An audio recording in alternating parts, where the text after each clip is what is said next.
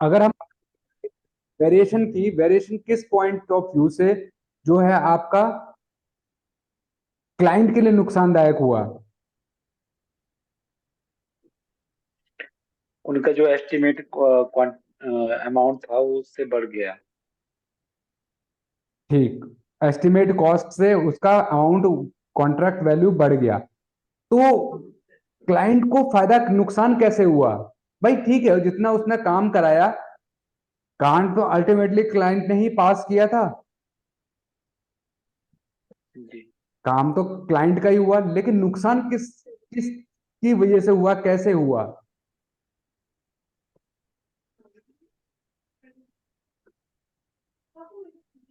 और कॉन्ट्रैक्टर को फायदा कैसे हुआ?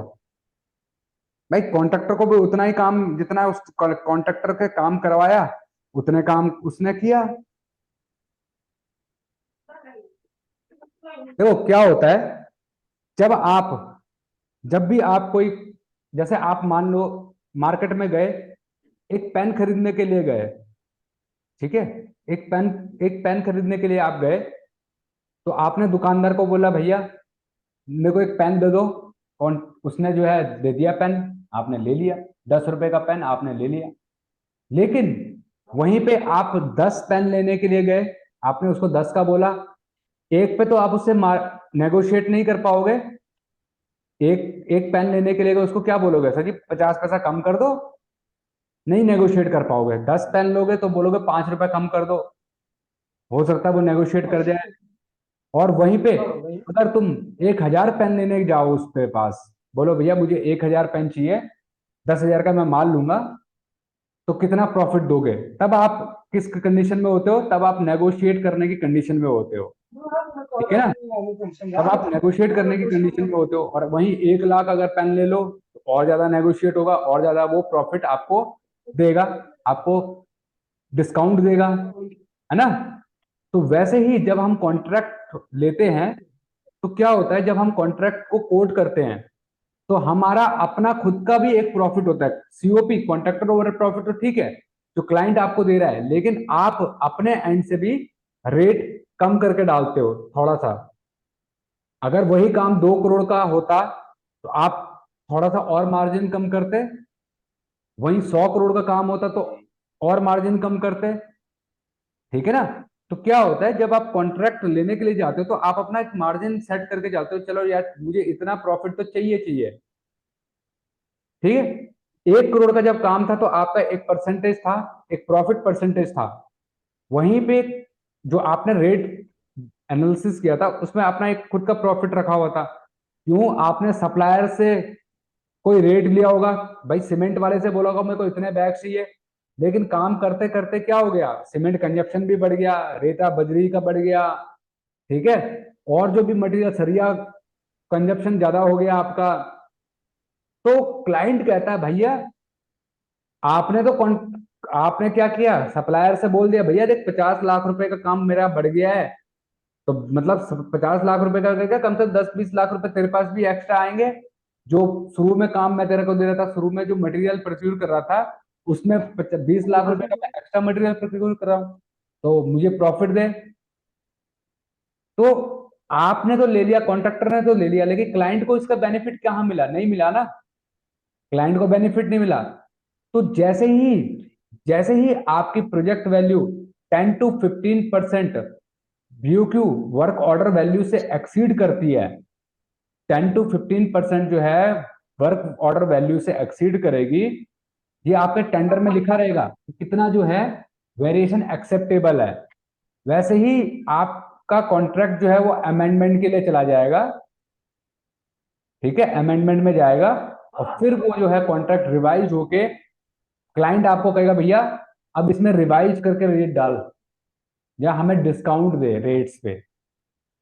समझ गए? समझे बात को कि नहीं समझे, ये बताओ। हाँ जी, समझे वेरिएशन क्या होता है? हाँ जी सर। ठीक है ना? तो क्या होता है, आपका आपका खुद का प्रॉफिट भी बढ़ गया, तो क्लाइंट कहता है भैया मेरा भी प्रॉफिट दे, मेरे को भी डिस्काउंट दे रेट में। तो वो जो, वो इसको कहते हैं वेरिएशन। वेरिएशन मतलब चेंज इन क्वांटिटी। और चेंज इन क्वांटिटी मतलब जब क्वांटिटी में चेंज हो रहा है तो आपके वर्क ऑर्डर वैल्यू में भी चेंज होगा, वर्क ऑर्डर में भी चेंज होगा।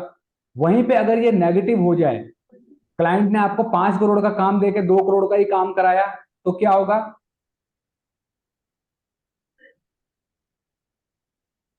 कॉन्ट्रैक्टर को लॉस होगा। कॉन्ट्रैक्टर को लॉस हो गया। कैसे लॉस हो गया? काम तो वो 2 करोड़ का ही कर रहा है।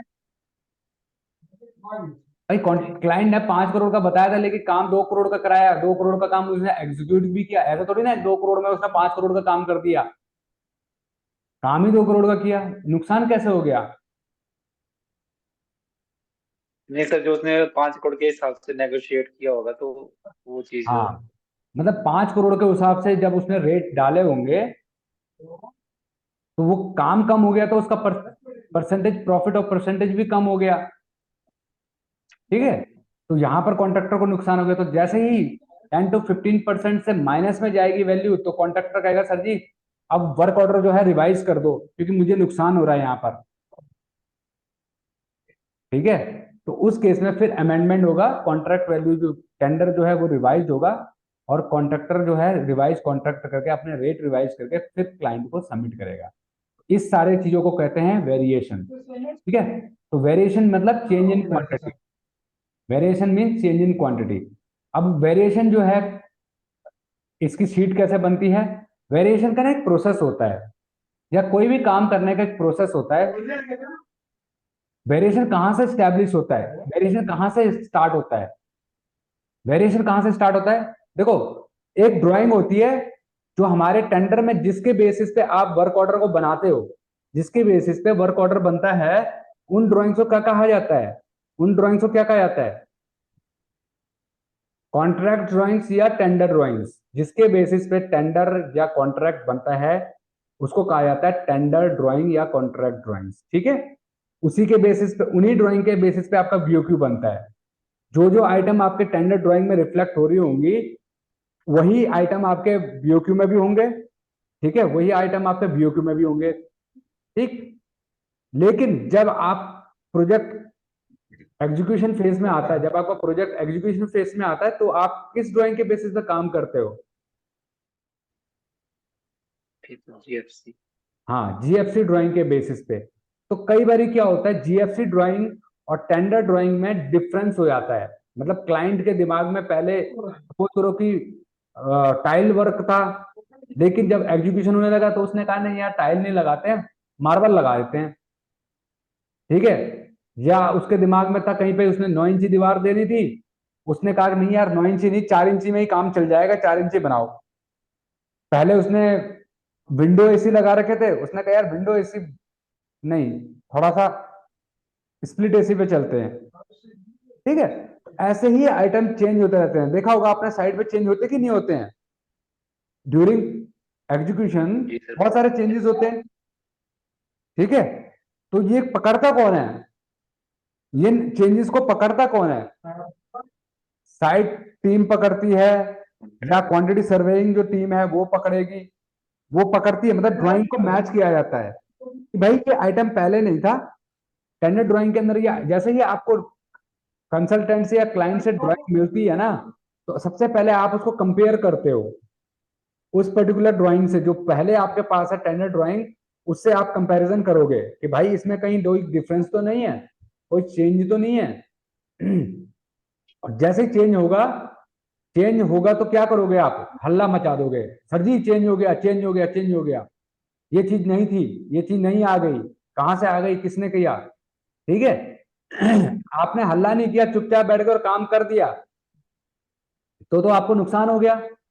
चाहे वो 10 रुपए का ही चेंज क्यों ना हो, आप हल्ला मचाओगे सर ये आइटम पहले नहीं थी, ये आइटम नहीं हो गई यहाँ पर।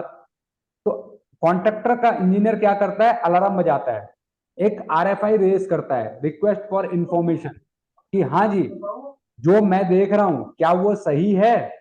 क्लाइंट से पूछेगा जो मैं देख रहा हूं ड्राइंग में चेंजेस, क्या ये सही है, वाकई में चेंज है? तो वो एक आरएफआई बना के, रिक्वेस्ट फॉर इंफॉर्मेशन बना के किसको भेजेगा? कंसल्टेंट के पास भेजेगा कि सर मुझे ये चीजें अलग नजर आ रही हैं, अगर हैं तो ओके करो। तो वो क्या करेगा, वो देखेगा कंसल्टेंट, फिर वो ड्राइंग को जो है वो चेंजेस होकर उसको लगे कि हाँ ये चेंजेस हैं और इससे कॉस्ट इम्पैक्ट आ रहा है, तो वो क्या करेगा, वो उसको कंसल्टेंट के पास भेजेगा। किस कौन से कंसल्टेंट के पास? ड्राइंग कंसल्टेंट, मतलब आर्किटेक्ट और स्ट्रक्चर कंसल्टेंट के पास, जिसके भी मतलब का है। उससे वो अप्रूवल लेगा कि सर क्या आपने वाकई में ये चेंज किया है। अगर कंसल्टेंट ने कह दिया हाँ जी चेंज किया है, तो फिर वो जाएगा मालिक के पास, ऑनर के पास, कि सर ये चेंज कर रहे हैं हम लोग।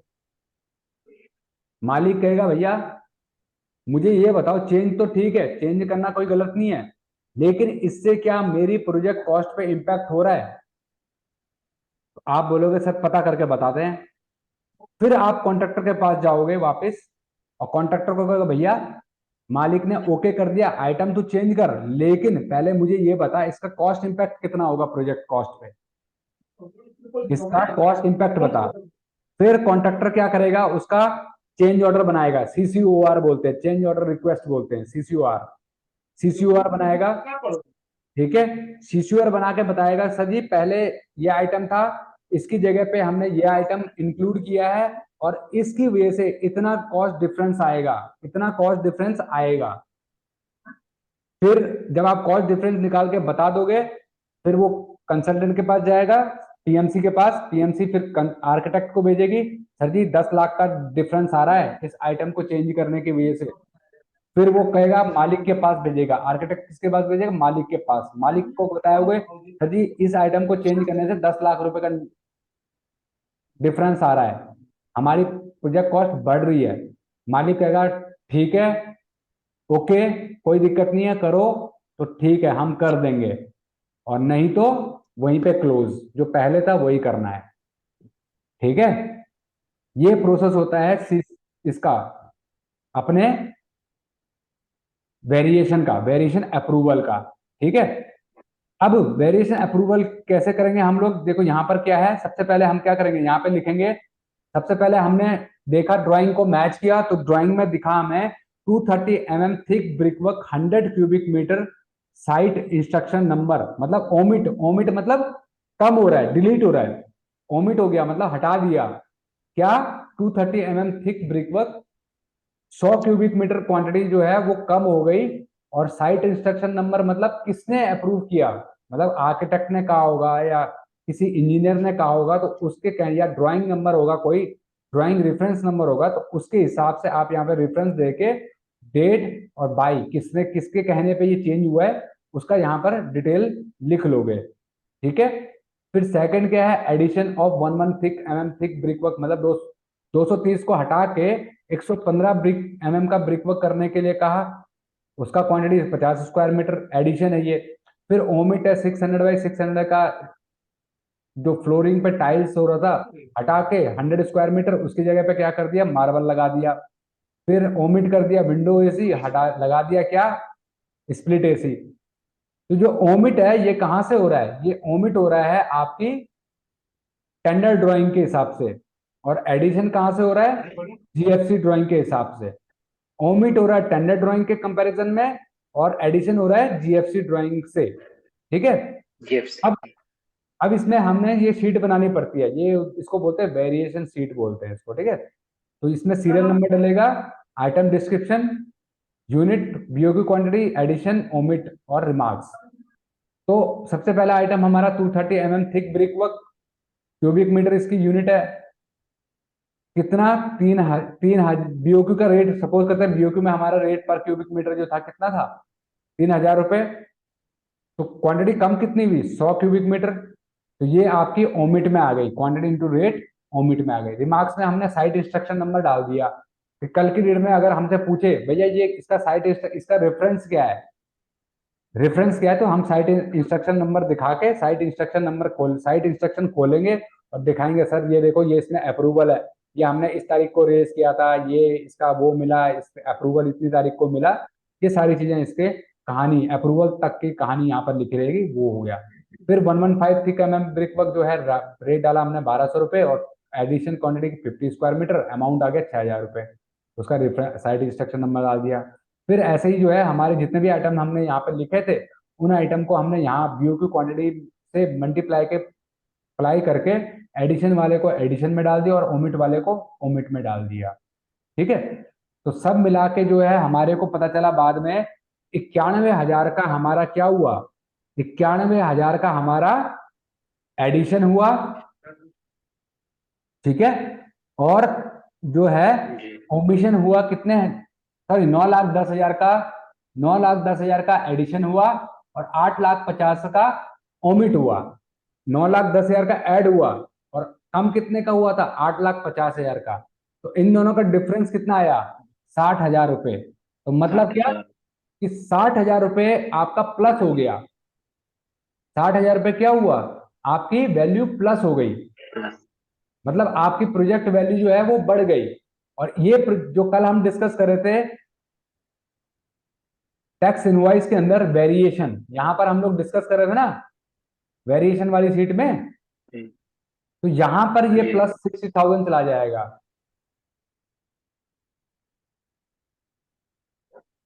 दिख रहा है ये वाला शीट, देखो यहां पर कह रहा हूं मैं, यहाँ इस वाली शीट में हमने डाला था ना वेरिएशन प्लस माइनस वेरिएशन, तो यहां पर ये 60,000 जो है आपका रिफ्लेक्ट हो जाएगा। तो आपकी अगर मैं यहाँ पे 60,000 ऐड कर दूंगा तो क्या नई प्रोजेक्ट वैल्यू हो जाएगी, 10,60,000 रुपए। जी।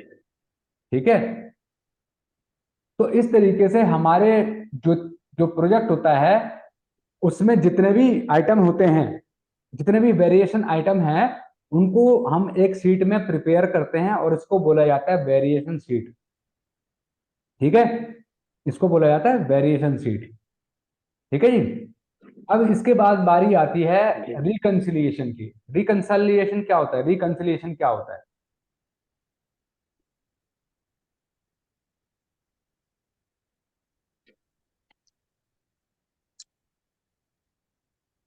क्या होता है भाई रिकंसिलिएशन, रिकंसाइल समझते हो, रिकंसाइल करना, जी। रिकंसाइल करना। रिकंसिलिएशन मतलब कि जो हमारा साइड पे वेस्टेज को वेस्टेज को मटेरियल वेस्टेज को क्या करना, कम कैलकुलेट करना, करने को, वेस्टेज को कैलकुलेट मॉनिटर, करना। वेस्टेज को वेरिएशन। मॉनिटर करने को हम रिकंसिलिएशन कहते हैं। वेस्टेज को मॉनिटर करने के लिए कि वेस्टेज हो रहा है या नहीं हो रहा है, इस इसको हम लोग क्या कहते हैं, रिकंसिलिएशन कहते हैं। ठीक है, रिकंसिलेशन। हाँ। और रिकंसिलिएशन कौन से आइटम के लिए किया जाता है, स्टील सिल। देखो क्या होता है, सर एफओसी मटेरियल के लिए। हाँ एफओसी मटेरियल मतलब free of cost material, client free of supplied cost. Items के लिए। क्या होता है हमारी कंस्ट्रक्शन साइट के, देखो एक एग्जांपल के थ्रू समझाता हूँ। फॉर एग्जांपल, आपके घर में कोई गेस्ट आया और जिस दुकान से आप भी मिठाई लेके आए उस दिन घर पे, आप भी जो है घर पे मिठाई लेके आए और वही मिठाई लेके आए जो आपका जो है गेस्ट लेके आया था, सेम मिठाई लेके आया, सेम दुकान से लेके आया, तो आप किसकी किसको पहले कंज्यूम करोगे,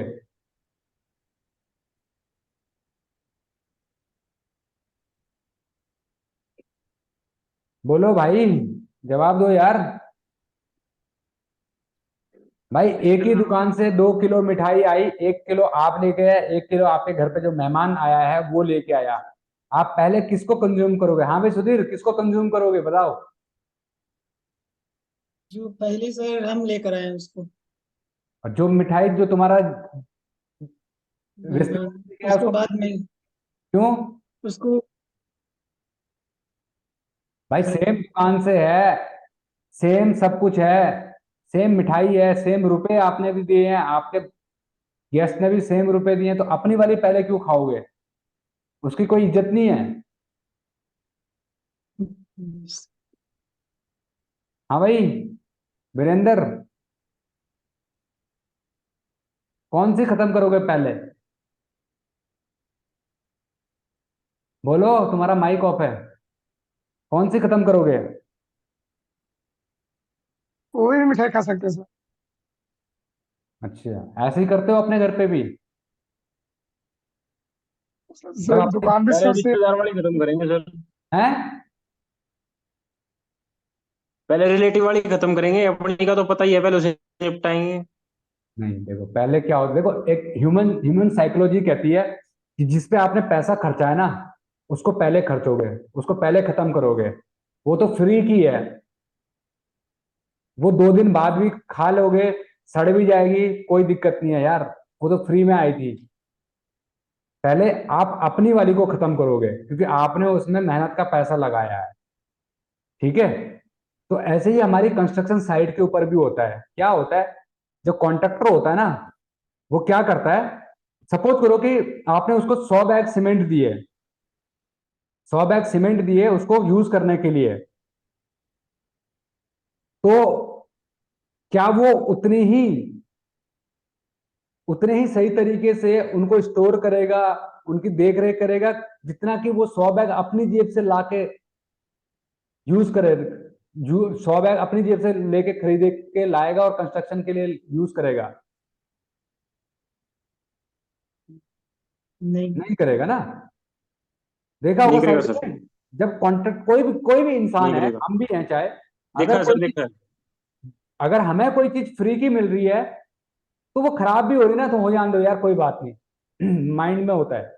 लेकिन वहीं पे हाँ सर, अगर जैसे ये शटरिंग में पिन पत्ती वगैरह होती थी ना, इनको रिकंसिलिएशन में देखते थे, फिर हमने जो अपने पास से देते थे ना हम कॉन्ट्रैक्टर हाँ को, हाँ तो उन चीजों को फिर बाद में वो करते थे। हाँ, उसमें देखा हुआ था आपने, भाई कील कितनी दी थी, कितनी किलो दी थी, कितनी किलो वापस आई, कितनी किलो लगी। ऐसे ही जो है तार बाइंडिंग वायर होता है, या छोटी आइटम भी, 50-60 रुपए वाली आइटम भी आप हिसाब लेते हो। लेकिन वहीं पे अगर कोई चीज क्लाइंट की हजारों रुपए की भी क्यों ना हो, लाखों रुपए की भी क्यों ना हो, और पड़े रहने दो यार, चले घर चलें, कल देखेंगे, सेट हो गया तो ठीक, नहीं हुआ तो देखेंगे। ऐसे ही कॉन्ट्रैक्टर क्या करता है, शाम को प्लास्टर, अगर थोड़ा सा भी मसाला बच गया प्लास्टर का, और क्लाइंट का सीमेंट और मटेरियल है, तो छोड़ यार, कोई नहीं, कल डाल दे साइड में, एक कोने में डाल दे, जहां अंधेरा है वहां डाल दे, कल सुबह कल देखेंगे, सेट हो गया तो ठीक, नहीं हुआ तो यूज कर लेंगे। ठीक है। वहीं पे अपनी जेब से लगाओ, भाई तू आधा घंटा फालतू ले ले, लेकिन इसको खत्म कर। मिस्त्री को बोलेगा आधा घंटा फालतू लगा के, 15-20 मिनट फालतू के पैसे ले लो, चाय नाश्ते के पैसे ले लियो, लेकिन इसको खत्म करके जा। ठीक है। तो ये चीजें होती हैं। वैसे ही क्या होता है, क्लाइंट जब आपको कोई मटेरियल देता है, तो क्लाइंट के मटेरियल को देखा होगा, भाई हम सीरियसली लेते नहीं है उसको, स्टैकिंग नहीं करते हैं प्रॉपर, बारिश हो रहा है, नमी आ गई, खराब हो गया, 2-4 कट्टे तो ऐसे ही खराब हो जाते हैं। देखा होगा कंस्ट्रक्शन साइड में पड़े रहते हैं, कट्टे सेट होके पड़े रहते हैं, जब क्लाइंट का होता है तो। वहीं पे अगर कॉन्ट्रैक्टर लेके आया होगा ना, तो एक बैग भी वो सेट होने नहीं देगा। अगर सेट हो भी गया, तो कॉन्ट्रैक्टर के इंजीनियर ना उसको मिला मुला के यूज कर लेंगे, या साइड में दिखने नहीं देंगे। अगर इनकेस हो भी गया, तो मालिक के आने से पहले वो साफ हो चुका होगा साइड से। ठीक है। तो ये डर रहता है, और ये होता है, इसी को ही हम लोग मिनिमाइज करने के लिए रिकंसिलिएशन करते हैं। इसी चीज को मिनिमाइज करने के लिए हम रिकंसिलिएशन करते हैं। और रिकंसिलिएशन जनरली उस आइटम के लिए होता है जो एफओसी मटेरियल होते हैं, जो क्लाइंट सप्लाइड आइटम होते हैं। ठीक है, जो क्लाइंट सप्लाइड आइटम होते हैं। तो जनरली जो है क्लाइंट क्या कौन क्या सी सर? सप्लाई करता है? FOC? क्या टर्म यूज की सर आपने? क्या एफओसी। टर्म यूज की, कौन से material sir? FOC। FOC, free of cost material, free of cost. या क्लाइंट सप्लाइड आइटम भी कह सकते हो, क्लाइंट सप्लाइड आइटम भी कह सकते हो। ठीक है। तो जनरली क्लाइंट जो है ना, वो छोटे मोटे आइटम को नहीं देता, रोड़ी बजरी ईंट वगैरह नहीं देगा आपको। वो जनरली जो मेजर आइटम देते हैं, जैसे कि सीमेंट, स्टील, सीमेंट। टाइल्स, जो कि कॉस्टली आइटम है। वो क्यों खरीदता है? जैसे कल मैंने बताया था कि अगर मान लो आपकी एक साइड चल रही है, 2 साइड चल रही हैं, आपका मंथली कंजप्शन है 3-4 हजार मेट्रिक टन, वहीं पे क्लाइंट की 10 साइडें चल रही है, उसका मंथली कंजप्शन है 40 से 50 हजार मेट्रिक टन। मंथली उसका कंजप्शन है स्टील का 40-50 हजार रुपए, 40-50 मेट्रिक टन स्टील कंज्यूम कर रहा है, वो बड़ा बिल्डर है। तो कॉन्ट्रैक्टर जो क्लाइंट है, सप्लायर किसको सस्ता देगा, कॉन्ट्रैक्टर को कि क्लाइंट को? जो बल्क में परचेजिंग कर रहा है उसको क्लाइंट को। सस्ता मिलेगा। क्लाइंट ठीक है। को ज्यादा लेगा। जो ज्यादा लेगा उसको सस्ता देगा ना सप्लायर।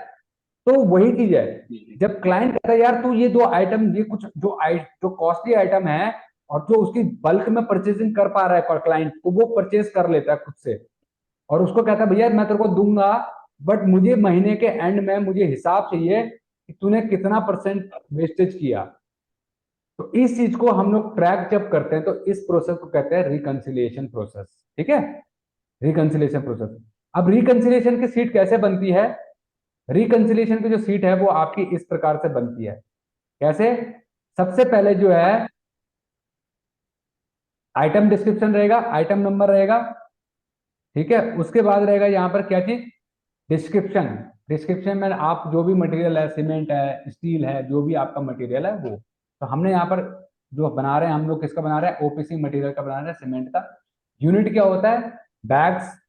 टोटल रिसिप्ट मतलब कॉन्ट्रैक्टर को जो क्लाइंट ने सप्लाई किए बैग्स वो है 2000 बैग। 2000 बैग क्लाइंट ने क्या किया? कॉन्ट्रैक्टर को दिए, इशू किए। इशू टू कॉन्ट्रैक्टर 2000 बैग्स, ठीक है। अब कई बार क्या होता है, कंस्ट्रक्शन साइट पे काम चल रहा होता है, 4-5 कॉन्ट्रैक्टर हैं, एक के पास सीमेंट शॉर्ट हो गया, तो क्लाइंट ने कहा यार तू ये काम कर यार, 200 बैग ना उसको दे दे जरा, 200 बैग तू उसको दे दे। आपने दे दिया, आपने कहा ठीक है सर, 200 बैग मैंने उसको दे दिया, आपने खुद भी साइन कर दिए, रिसीविंग भी ले लिया, जिस जिस कॉन्ट्रैक्टर को दिए, और क्लाइंट के भी साइन करवा दिए कि भैया देखो आपके कहने पे मैंने 200 बैग इसको दिए थे। तो आपने नेट रिसिप्ट कितने किए? नेट रिसिप्ट कितने हो गए? 1800 बैग। अब आपको हिसाब कितने का देना है? 2000 का तो नहीं देना है, 1800 बैग का देना है हिसाब। 200 बैग तो आपने वापस दे दिए, 1800 बैग क्या हुआ? आपके नेट रिसिप्ट हो गए, ठीक है। उसके बाद क्या है? 100 bag stock at site. 100 bags जो है मंथ की एंड में, एक महीने, हर महीने जो है एंड ऑफ द मंथ जो है स्टोर चेक होता है कॉन्ट्रैक्टर का। अगर क्लाइंट की तरफ से मटेरियल सप्लाई हो रहा है तो स्टोर चेक होता है, या महीने में 2 बारी भी होता है, या महीने के एंड में होता है, डिपेंड करता है कि आपकी क्या साइकिल है, फिक्स की गई है कॉन्ट्रैक्टर के साथ में। तो जब आप साइट पे उसके स्टोर रूम में गए तो वहां पे 100 बैग आपको मिले। 100 बैग क्या हुआ? आपको मिल गए। तो मतलब कॉन्ट्रैक्टर ने बाहर कितने निकाल लिए? 1700 बैग। 1700 बैग निकाल लिए ना उसने। जी। तो इसको कहते हैं, जो 1700 बैग निकले इसको क्या कहते हैं? Theoretical consumption. क्या कहते हैं? Theoretical consumption. ठीक। इसको कहते हैं थ्योरेटिकल कंजप्शन, ठीक है। फिर एक्चुअल कंजप्शन क्या है? एक्चुअल कंजप्शन है जो उसने बीओक्यू में क्वांटिटी क्लेम की। जब बिल बनाता है उसमें डालता है ना, इतने क्यूबिक मीटर मैंने कंक्रीट कर लिया, इतने क्यूबिक मीटर में पीसीसी कर लिया, इतना क्यूबिक मीटर मैंने जो है, फिर आप उतने को कोफिशिएंट से मल्टीप्लाई करते हो। 100 क्यूबिक मीटर कंक्रीट किया तो जो भी M25 है, तो एक क्यूबिक मीटर में कितने बैग आते हैं, उससे मल्टीप्लाई करके आपने नंबर ऑफ बैग्स निकाल दिए। ऐसे ही पीसीसी में, आरसीसी में, प्लास्टर में, जो भी आइटम जिसमें भी सीमेंट कंज्यूम हो रहा है वो सबका निकाल के आपको मिले 1400 बैग, कि भैया 1400 बैग तो तूने जस्टिफाई कर दिए। तो ये क्या है? ये एक्चुअल कंजप्शन है। इतना उसने काम किया और बिल में क्लेम किया। समझ गए? बिल में क्या किया? क्लेम किया। तो 1400 का हिसाब तो आपके पास पक्का पक्का है, पक्का पक्का हिसाब है कि 1400 बैग तो भैया कंज्यूम हुए हैं, और इसको मैं जस्टिफाई भी कर सकता हूं क्योंकि ये बिल में मेरे पास क्लेम्ड है, और इसका मेरे पास पूरा मेजरमेंट भी है, कहाँ कहाँ लगा, क्या क्या लगा, कितना कितना लगा, वो सारा मेरे पास ब्रेकअप है। तो ये क्या हो गया? ये एक्चुअल कंजप्शन हो गया। This is called actual consumption. अब वर्क इन प्रोग्रेस क्या है कि भैया आज बिल बना, तो कॉन्ट्रैक्टर ने क्या किया? बोला कि सर जी 1400 बैग तो मैंने बिल में क्लेम कर दिए हैं, 280 बैग जो हैं ये इधर उधर पड़े हुए हैं। क्या है? 280 नहीं करते इसको, इसको 300 500 कर देते हैं, चलो 400 कर देते हैं, 400 300 कर देते हैं, ठीक है।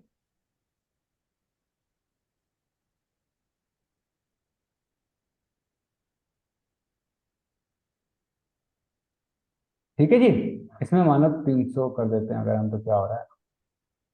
250।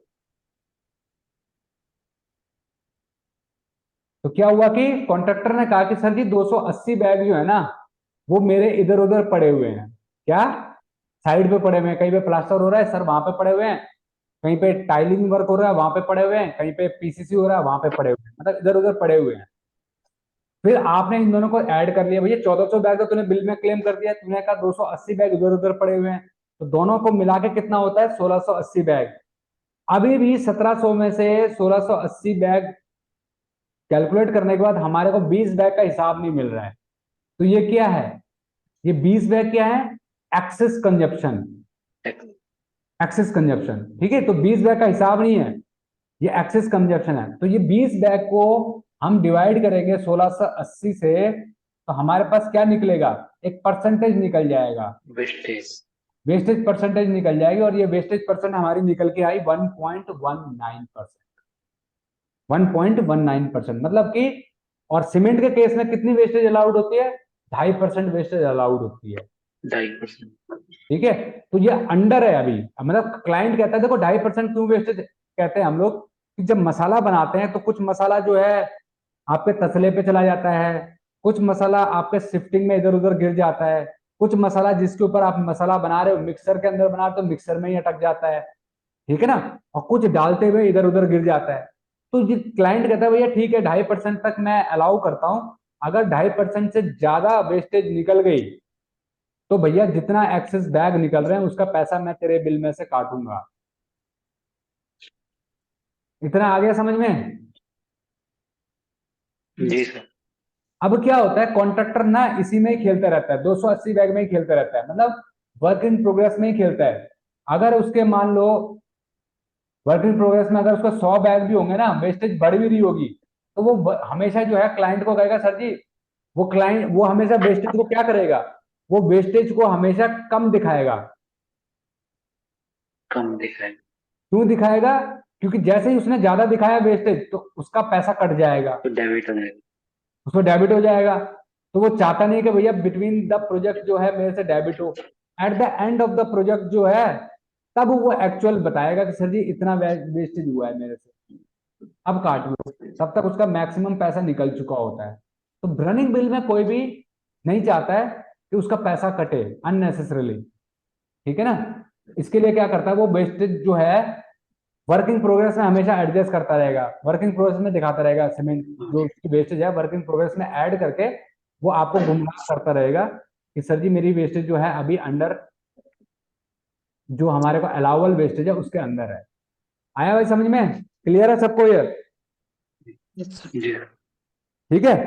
तो ऐसे ही हमारी जो है अलग अलग परसेंटेज जो है वो रखी जाती है। स्टील के केस में 3 से 5%, टाइल के केस में 10 से 15%, और मार्बल के केस में 30 से 40% जो है अलाउबल वेस्टेज होता है। इवन मार्बल के केस में 70-80% भी वेस्टेज जाती है। क्यों जाती है, क्योंकि कई बार जो है आपने लेफ्ट लॉबी में देखा होगा या मेन एंट्रेंस पे देखा, फूल फाल बने होते हैं जो डिफिकल्ट डिजाइन होते हैं, उसमें पत्थर की वेस्टेज बहुत ज्यादा निकलती है। तो इसके लिए जो है वहां पर परसेंटेज ऑफ वेस्टेज जो है वो हाई भी रखी जाती है, ठीक है। बट जो है जनरली 2.5%, सीमेंट के केस में 3 से 5% जो है स्टील, और टाइल्स के केस में 10 से 15%, और मार्बल के केस में 30 से 40% हम वेस्टेज को लेके चलते हैं। और ये वेस्टेज कहाँ पर आप ऐड करते हो, ये वेस्टेज कई बार जो है हमें रेट एनालिसिस में भी ऐड करना होता है। वेस्टेज जो है ना आप रेट एनालिसिस में भी डालते हो, वहां पर भी लिखते हो कि भैया इतना वेस्टेज जो है आपने कंसिडर किया हुआ है।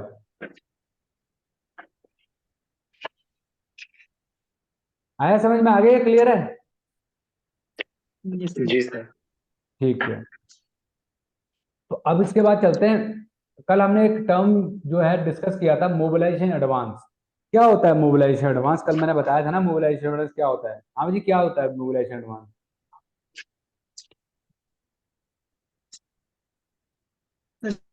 साइट में वर्क स्टार्ट होने से पहले ट्रैक्टर होता है तो खरीदने एडवांस करते हैं, और ये 10% होता है कॉन्ट्रैक्ट वैल्यू, और इसका हाँ जो रिकवरी होता है वो